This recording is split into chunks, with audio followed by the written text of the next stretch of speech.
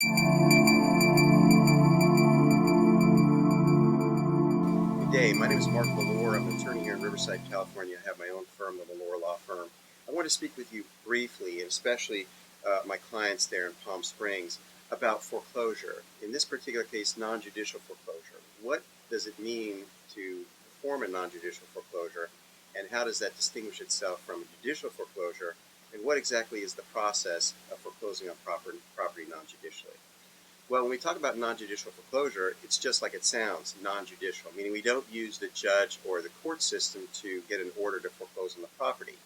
And typically that's authorized by a statement in your mortgage instrument, which allows the mortgage company or the lender to foreclose non-judicially on the property, and that's pretty standard in mortgage instruments these days.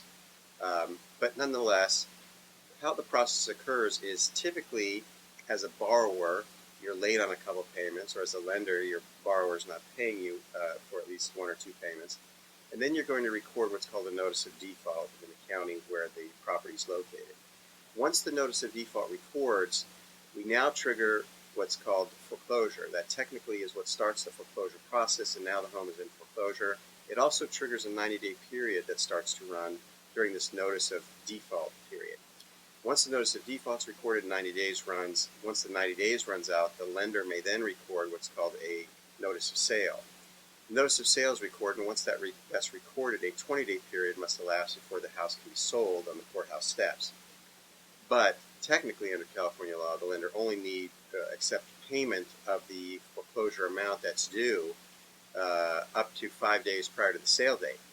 And typically, it's been my experience that lenders all throughout Southern California and California in general, especially with the major mortgage institutions like Bank of America, Wells Fargo, Chase, Citibank, those are accepting payments right up to the sale date because it's cheaper and less expensive for them to accept the payments to cure rather than to foreclose and take a loss on the property. So they're more than willing to accept the payments within that 5-day period. But technically, just for your understanding, lenders don't have to. And then once the 20-day period runs, then the house can be sold on the courthouse steps, and it either is bought at the highest bidder or by the note holder for the value of the note.